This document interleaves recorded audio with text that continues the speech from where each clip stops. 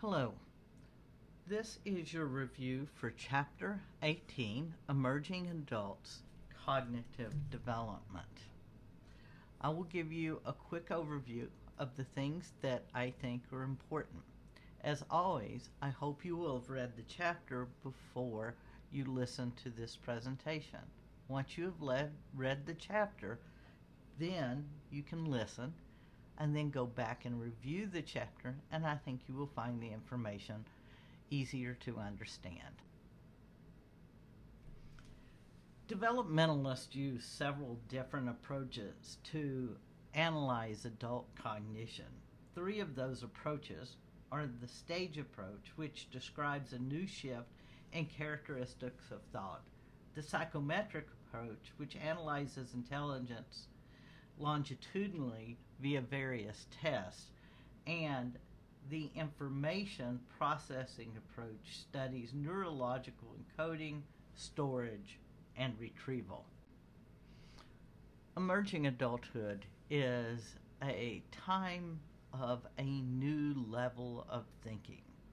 It isn't a time when you're just adding knowledge, and for many people in this age group, they're in college or they're in their first significant job, or they've joined the military, and they are adding a lot of new knowledge, but it's also a period of time when they are thinking in a different way. They're able to bring the sensomotor and the pre-operational together, and they move from this concrete way of thinking to a more formal and new logical way of thinking. One of the definitions that you will need to know is post-formal thought, which is a type of logical adaptive problem solving that is a step more complete than scientific formal level Piagetian tasks. In this concept, your thinking needs to be integrated with more emotional and pragmatic aspects. It's not just the purely scientific thought or the purely here's a fact, but it's applying it and combining it with emotional thought at the same time. The thinking is more complex and more nuanced.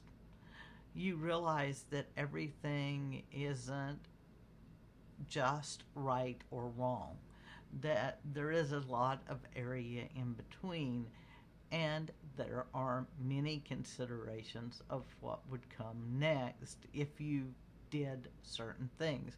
In many ways, it's like playing chess. If you play chess, then you will know that there's a period of time when you memorize moves and you make one or two moves ahead. But you get to a point that you're considering the whole game and what the other player may do before you make your decision. So you may think 5 or 6 moves ahead, and you may think about their different moves and what if they made move A or move B, and what would be the 5 or 6 next moves in those cases. You become a better strategy-based thinker because you can see a bigger picture. It is when a person begins to consider all aspects of a situation and anticipate and deal with the problems rather than denying or avoiding them. It is also a time for rejecting stereotypes. There is some interesting post-formal research that was done, and they did it on transphobia. So the transphobia experiment asked voters to consider a time when someone had essentially stereotyped them, and then asked them to consider how those emotions might apply to transgender people. And these were people that are caucusers, and they went out, canvassers, and they went out to canvass the people, and the people that weren't asked this question then were just given a little spill about climate change. They followed up 3 days, 3 weeks, and 3 months later to see if it had had any impact on the way the people thought about people who are transgendered. And what they found out is that those that received the information were somewhat more positive over time. The other thing, and it's a definition that you need to remember from your textbook, is something called stereotype threat. And stereotype threat is essentially when a person worries that others will judge them for some reason. Gender, ethnicity, their appearance, but it's an imagined threat. Thus, the mere possibility of being stereotyped arouses in them emotions.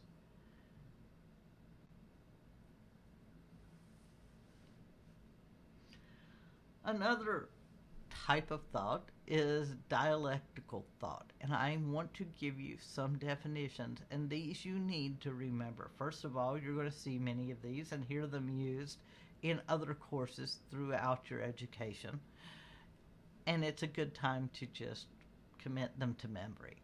Dialectical thought is the most advanced cognitive process characterized by the ability to consider a thesis and its antithesis simultaneously, and thus to arrive at a synthesis. Now let's put this together. A thesis is a proposition or statement of belief, the first stage of the process of dialectical thinking. An antithesis, it's obviously the opposite. It's a proposition or statement of belief that opposes the thesis. This is the second stage of the process of dialectical thinking. Synthesis is a new idea that integrates a thesis and an antithesis, thus repairing a new or more comprehensive level of truth. This is the third stage of the process of dialectical thinking. So dialectical thinking then involves the integration of beliefs and experiences with all of the possible contraindications and all of the consequences that you may experience in daily life, much like the chess game that I described. It is also a time when your perspective on ethics and religion changes. In adulthood, you're moving from accepting your parents' beliefs or engaging in early moral reasoning to applying moral values and thinkings about spiritual concerns. Ask yourself if you think people become more moral with age. And how does your answer reflect your own beliefs? One of the tests, called the Defining Issues Test, was a series of questions that was designed to assess a respondent's level of moral development by having them rank possible solutions to moral dilemmas. Much of our moral views is based on our perspectives, and many of us know little about the perspectives of others. In the United States, we know Judaism and Christianity, but we know little about Buddhism, Hinduism, or Islam. Think about your perspectives and your willingness to listen and learn about the perspectives of others as you review some of the information in your textbook on ethics and religion. The one thing I want to add, and you won't find this in your textbook or all of it, you'll find some of it, is that your textbook has a short discussion on Kohlberg stages of religious development. While I think you should know what it is, I also believe you should know the negatives the book didn't address. Kohlberg had shown that the average female attained a moral judgment rating uh, of stage 3, which is kind of a good boy, nice girl, while young men score at a level 4, which is considered law and order and is more likely to move to post-conventional levels. Carol Gillian was a feminist, ethicist, and theologian type person that spent her life working on a lot of these issues. And Carol Gillian suggested that these findings are steeped in gender bias. Not that females are less mature than boys. And the article about this said that men and women follow different voices. Men tend to organize social relations in a hierarchical order and subscribe to morality of rights. Females value interpersonal connectedness, care, sensitivity, and responsibility to people. Kohlberg's scoring criteria give the interpersonal care orientation of females lower ratings than the principal justice orientation of males. The result of this, obviously, is that Gillian identifies different developmental stages for females. However, she does not claim that one system is better. Both are equally valid. And so the point of this was she did point out that it was gender biased. It is shocking to me that the text doesn't mention it, since Kohlberg is a classic example of anti-female bias. Much of these followed beliefs like Freud that thought that the male superegos were much more developed. And for many theorists, the caring perspective of women is viewed as less than the justice views of male, which they rate as a higher moral development. Not surprisingly, all the people that did this early work were men. Nancy Cooney in 1997 wrote about the pre-conventional level, and she said that a person follows society's rules of right and wrong because of the consequences of his or her actions, reward and punishment, as determined by the authority who can impose the rule. And then she lays out the stages that are in here. And she went on to analyze Gillian's proposal and explanation that there was bias, gender bias, and to some extent she argued against what Gillian was saying. But it's notable in the fact that, keep in mind, 1997, that even in her work, she only used examples of things that are largely female area, hot button religious issues like abortion. And she didn't use any examples that I would consider more commonplace, such as stealing or assault. So it was only things she thought that seemed to think that females sided with the wrong side on. The other important thing to notice about Kohlberg's work is that all the original work was done and standardized on young males, adolescent males. No females were involved in his original work. Now, he did go back and add females to it, but it doesn't matter. When you've standardized it on all males and then you apply it to females and say, oh, well, how would it work on females? You've already biased your work. So that is my big pet peeve about Kohlberg, and the fact that it's really important that you look beyond your textbook in your education, because there is more out there. And then the question of what is spirituality. Spirituality is the essence of being that permeates all of life. It is the drive to give meaning to how a person transcends self and understands, views, and lives life and connects to the universe. It is characterized by awe, love, caring, compassion, purpose, forgiveness, and the interconnectedness with self, others, the universe, and whatever one perceives as God or a higher power.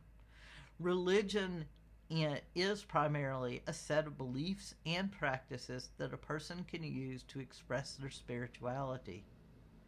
It changes the way one sees the world. Not all members of Christianity, Buddhism, Judaism, or Islam express their spirituality in the same way, which can be determined by culture, determined by life experiences, or not at all consistent with cultural norms. Hodge in 2005 argued that religion and spirituality are liberating and health promoting, and that not examining them in our patients is often irresponsible. And if our purpose is to help them, it is critical to understand what help means to the patient. In many ways, the distinction between spirituality is artificial when it comes to the patient. In essence, Murray and Zettner in 1989 see spirituality as a quality that goes beyond religious affiliation, that strives for inspiration, reverence, awe, meaning, and purpose, even in those who do not believe in any God. The spiritual dimension tries to be in harmony with the universe and strives for answers for the infinite, and comes into the focus when a person faces emotional stress, physical illness, and death. And you can find that in the Murray and Zenter if you want to look up that piece on page 259. In your textbook, spiritual development of Fowler's stages of faith are described, and it says faith is not always religious in its content or context, but is about finding coherence in life in relation to others. It is deeper than mere religion and relates to a transcendent values of a relationship with a higher power. And he defined 7 levels. You probably need to know the 7 levels, which are undifferentiated. You will notice the ages here, so I'm not going to read those ages to you, but I will tell you a little bit about each. Undifferentiated is very important to the nurse working with mothers and infants and with new moms. Intuitive is especially important to pediatric nurses that may be dealing with terminally or chronically ill children. Mythic is when a child begins to identify with his own faith community. In working with children, this can help the nurse to support the child's participation in rites, rituals, and worship services, and may provide the child comfort during illness.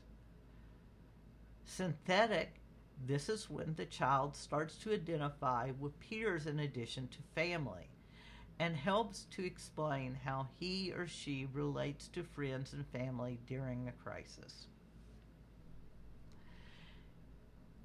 Individualized or reflective is when the nurse may understand this when planning care for patients, including autonomy in your plan of care.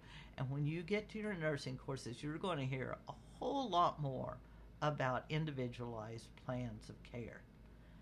In the conjunctive phase, nurses caring for patients must be sensitive to the more mature spirituality, and especially in finding meaning in illness. And then in the universalizing, which is over 40, the nurse needs to be aware that patients may vary significantly. In assessing what the patient is in this stage, it will help to determine both the patient's likely response to illness and their need for help in coping. Few people actually reach Fowler's stage 6 in this model. Sometimes faith seems to promote moral decisions, and we need to realize that sometimes it seems to be used as a way not to consider the harm being done. Um, if you look at page 465, you can find more about adult thinking and moral development and the work of Hyatt. And Hyatt talks about moral foundation. Hyatt's theory of moral development suggests distinct clusters of moral development in many cultures. Care for others, harm to no one, be fair, do not cheat, seek purity, avoid contamination, respect authority, and do not break laws. I would suggest that if you looked at some of the primary texts of Christianity, Judaism, Buddhism, Hinduism, Islam, you're going to find this in absolutely all of them, and then in many other religions. Prioritizing of clusters may differ among people of different religions, political and cultural backgrounds. So just be aware that there are many things that influence people's political views. And then finally, there's sometimes when you're thinking about people in a crisis, which you will often see in nursing, people can get very task-oriented. Spirituality can be used as a coping mechanism. They may become more dependent on their faith community, and they may use their rituals like power, meditation, and services as a method to control pain and anxiety. So it's just important to keep in mind that in a crisis, we do use these as mechanisms to help us through those. One of the other things that I wanted to point out is the section on cognitive growth and higher education. It does obviously talk about your health and wellness improves. There are long-term benefits from college, from higher education, and the long-term benefits occur at each level of your development, your aging process. People that have college degrees tend to identify as having greater happiness, happier marriages, stronger teeth, and the list could go on. The longitudinal data find that on average, investing in college education returns the initial expense more than 5 times. And then massification, a term you need to know, is the idea that establishing institutions of higher learning and encouraging college enrollment can benefit everyone. In other words, a way to remember this is the masses. Massification, the masses. Massification is supported by the establishment of land-grant colleges in the United States, which funded the funding decreased in the 20th century, and people in the generation you're in now complain about their college tuition and why it's so much higher than older people like me. And part of that is because there was a whole lot more federal funding for college education when I went to college than there is, and state level funding than there is for you. Many states have significantly reduced the funding they give to the higher education, which is one of the primary reasons that tuition has skyrocketed. That and things like technology, which are hugely expensive, like you're using now to do this course, and other things that people expect to be normal on a campus that obviously were not normal years ago. Young adults in the U.S. tend to lag behind others in reading comprehension, problem solving, and math. And certainly we have a huge disparity between the rich and the poor. We know that some things about cognitive growth in higher education. In the U.S., about half of those who enroll in college leave before graduating. And the rates of stopping before graduation are highest among those in low socioeconomic status, but especially people who are low socioeconomic status and African Americans, Latinx, and Native Americans. There is something called the Matthew effect, which means the rich get richer, but the poor stay poor.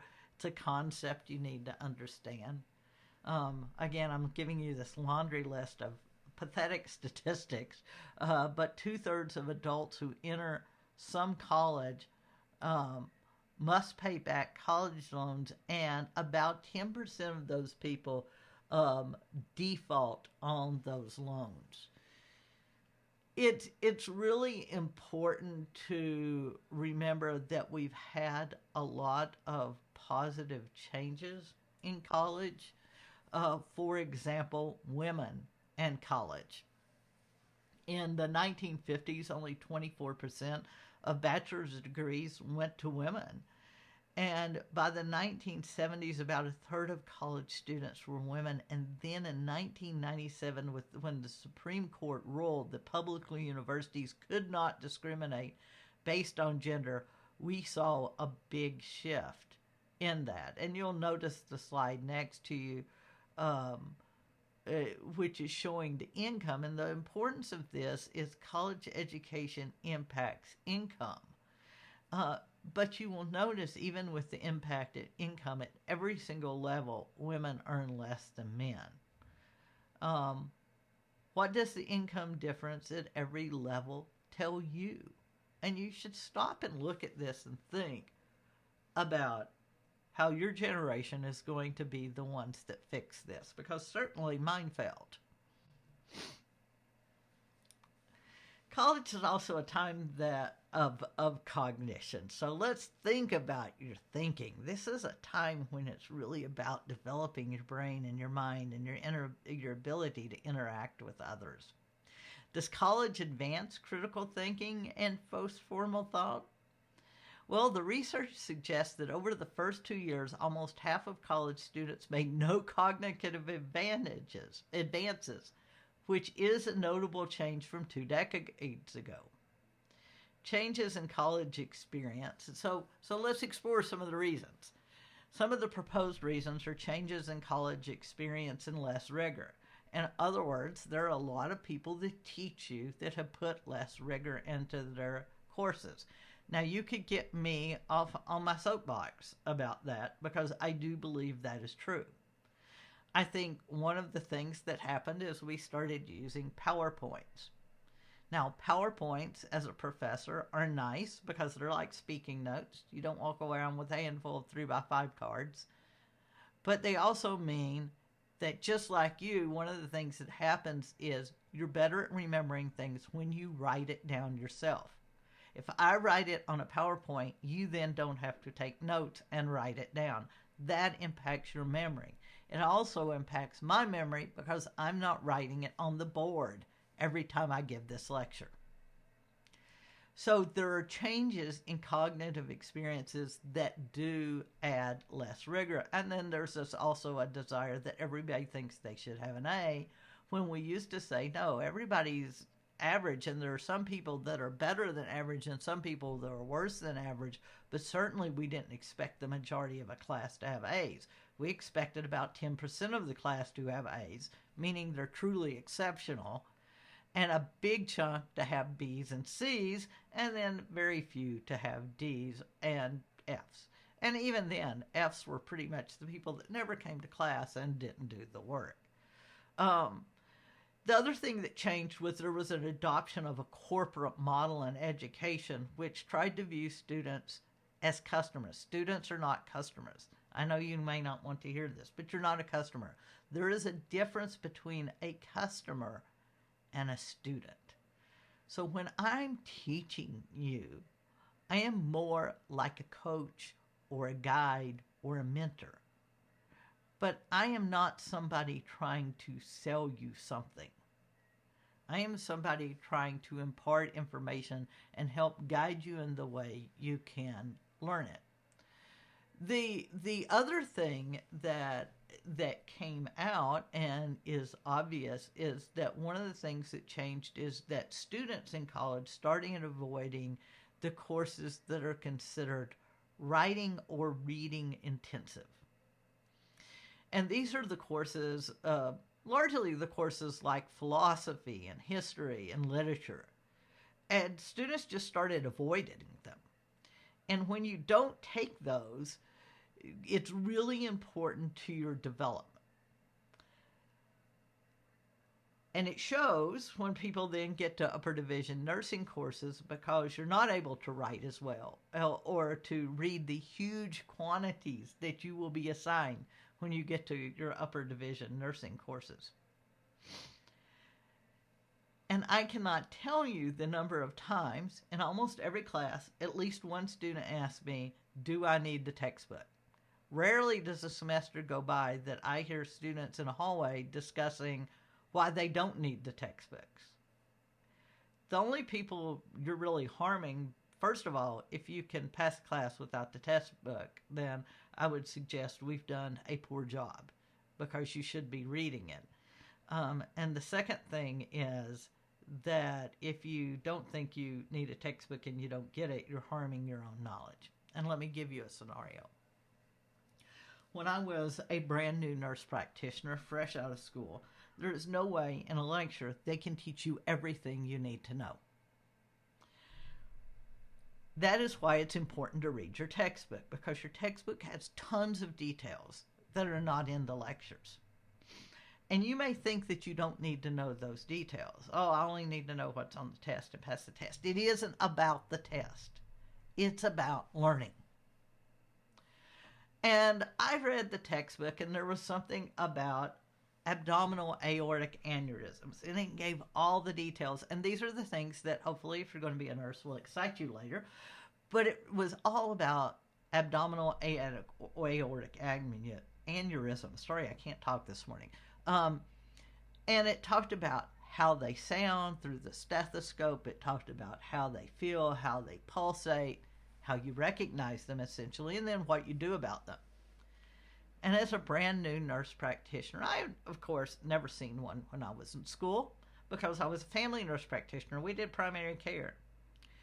And I graduated, had still never seen one, and I had been practicing about 2 months, and this older, much older woman comes in, probably in her 80s, and I'm doing her physical exam, and it's late on a Friday, and all I want to do is go home and be off for the weekend. And I lay my stethoscope down, and I could watch it pulsate, and I could just hear the whoosh, whoosh, as it goes, as the blood's throwing through, and I'm like, And so what I did is I called the physician that was the lead for the hospital and said, you need to come up here and listen to this and tell me if I'm right. My level of confidence 2 months out of school was not high. And so he comes up, and like me, it was Friday afternoon, and he wanted to go home, and he was like, thinking that I was just being insecure. And when he listened, his eyes got big, and this was a psychiatric facility. He said, go dial 911 and get an ambulance here. They took her straight to the hospital, and within 2 hours was in surgery. The only reason I knew that was because it was in the textbook. I had never actually seen it in a patient. I had not seen it in a patient as an RN because I did psych mental health, and I had not seen it in a patient when I was in school. It is really important to read your textbook. All of this knowledge stays with you and carries into every class you have after this, and it will make a huge difference in the quality of the education and the quality of person you become as you move into the workforce. One of the things that we strive for in universities is diversity, and some universities do a really good job of it and others don't. You happen to be in a university that does a really great job of student diversity, but there are some that I've been at that just do not. Um, so some of the benefits in the United States, 20% of beginning college students were first generation in 2014. That means their parents did not attend college. It's an odd definition because it says first generation because your parents didn't attend college. It doesn't look back to grandparents. So officially, I'm a first generation college student. My parents did not attend college. My grandfather on my father's side did attend college. Um, so, but oddly, that is not how it's counted. So, ethnic diversity is evident among the 2014 entering freshmen. But if you look at a school like you're at the University of New Mexico, you're going to find that this is a Hispanic serving institution, which means we have a very large and very diverse population. 97% of students are native to the United States in our colleges. Discrimination based on disabilities is illegal, and this is something we need to work harder on in nursing, because not only do we ask questions about their abilities to do certain things before they can enter the program, then they ask it before you take your licensure exam. So we have some work to do here. More than half of college students are female, and this is new. And it was only a couple of years ago that for the first time, over half of medical school students were female. Thousands of LGBTQ students made their identities known. 20 years ago, that rarely happened. But among the current problems of the United States is the political divide between those who identify as liberal and those who identify as conservatives. And there are a lot of conservatives who more and more feel that they are not welcome on campus, nor are their thoughts. I often think that is somewhat of a misconception depending on where you live. Certainly when I was living in the South, they were probably the dominant force. But it is certainly true that faculty tend to identify more as liberal. But it is not our job to tell you what you should be. It is only our job to support the way you think and to see all perspectives. And then finally, ways of improving the college experiences. And there were a lot of people that thought for a while these massive online courses called MOOCs would be a great idea, and they would be a way to educate the masses. And they are grossly unsuccessful, with very few people actually ever completing one that starts them. Now, I have suspicions about why that is. I've done several of them just out of curiosity, and what I've found is if I already know the topic well, I find them interesting. And if it's something new I want to learn, they are horrendously bad. Because they try to cram too much in too little of a video, and they just as a rule tend to give you baby step, and then skip to the end. So, which explains why so many people drop out of them. Another term you will hear is something called a flipped classroom in your education. This is where students are required to watch videos and do practice problems on their computer before class. Then you come to class, and the class time is used for discussion. Here's a hint to you. If a professor is telling you they're doing a flipped classroom and there is no video online or no lecture online for you to watch before you come to class, that isn't a flipped classroom. That's a lazy professor. Flipped classrooms really do require that there be videos and problems to solve before class, and you come to class to discuss and prepare. So don't let them pull that fast one on you. Sometimes you have to hold us accountable. And then there's something called active learning, where instructors seek engaged learners and not passive students. All of us want to see you in class learning, asking questions, and engaging. And I would much rather you ask me a question and interrupt me in a lecture than I would have you fall asleep during my lecture, which is not good. Uh, that being said, if you have questions, remember office hours. I do have office hours every week. Please join me for them, and I will be ready to answer any questions you may have. Thank you.